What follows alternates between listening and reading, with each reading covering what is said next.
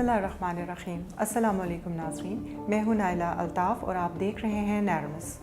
आज हम बात करेंगे एक ऐसे मौजू पर जो फ़िक्री और इल्मी आज़ादी पर सवालिया निशान है।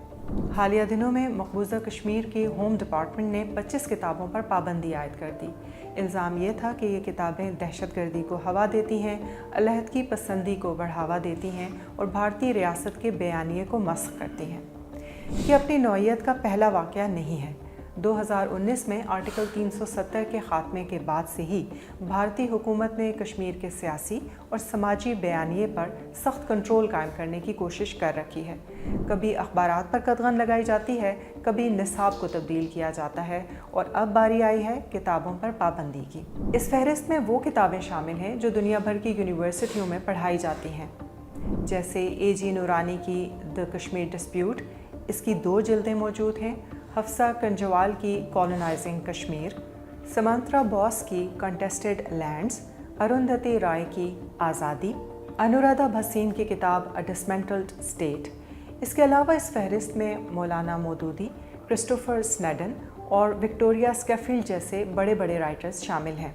ये वो किताबें हैं जिनके बगैर कश्मीर की हालिया तारीख़ पर तहकीक मुमकिन ही नहीं है, जिन्हें ऑक्सफोर्ड, हार्वर्ड, स्टैनफोर्ड और हार्पर कॉलिंस जैसे मुस्तनद इशाअती इदारों ने शाया किया है। भारतीय हुकूमत ने इस पाबंदी के लिए भारतीय न्याय संहिता 2023 का नया फौजदारी कानून इस्तेमाल किया है, मगर सवाल ये है कि क्या किसी जमहूरी मुल्क में महज तनकीद या मुतबादिल राय को दहशतगर्दी या बगावत करार दिया जा सकता है? भारत की अपनी अदालतें कई बार ऐसे फैसले दे चुकी हैं कि सिर्फ हुकूमत पर तनकीद या अलहदगी पसंदी की वकालत करना बगावत नहीं होता, जब तक कि ये बराह रास्त तशद्दुद पर ना उभारे। मिसाल के तौर पर केदारनाथ सिंह बमुकाबला स्टेट ऑफ बिहार। आखिर फिर भी ये किताबें पाबंदी का शिकार क्यों की गईं? इस इक़दाम का सबसे बड़ा नुकसान कश्मीरी नौजवानों को है। हुकूमत ये समझती है कि इन किताबों से नौजवान गुमराह होंगे, लेकिन हकीकत ये है कि जब किसी माशरे को इल्मी मवाद से महरूम किया जाता है तो नौजवान ज़्यादा बेचैनी, ज़्यादा महरूमी और ज़्यादा सवालात का शिकार हो जाते हैं। आज के डिजिटल दौर में किसी किताब पर पाबंदी लगाना उसे मज़ीद मकबूल कर देता है, और ये बात सब जानते हैं कि बंदिशें सोच को ख़त्म नहीं करती बल्कि उन्हें ज़िंदा कर देती हैं। दुनिया की तारीख़ में ये सूरत हाल नई नहीं है।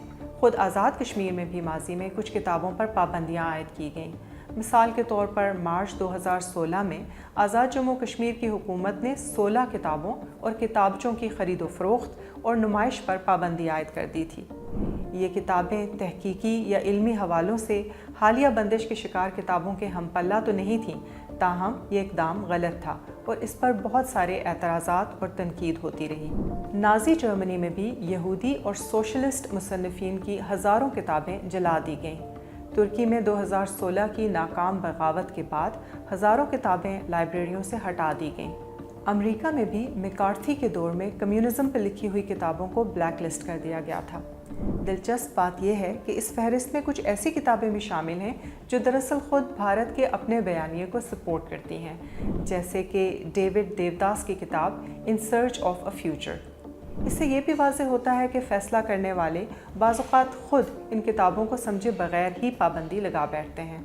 किताबों की इस बंदिश पर सबसे पहले और सबसे अहम तरीन रद्द-ए-अमल people's union of democratic rights ने दिया, जिसने इस इक़दाम को इज़हार राय पर हमला और सेंसरशिप करार दिया और कहा कि ये तारीख़, तनकीदी सोच और कश्मीर की पेचीदा हकीकत को दबाने की एक कोशिश है। इसके साथ साथ मारूफ स्कॉलर्स, मुसन्निफ़ीन और शहरी हुकूक़ के कारकुनों ने भी इस पाबंदी पर खुलकर तनकीद की है।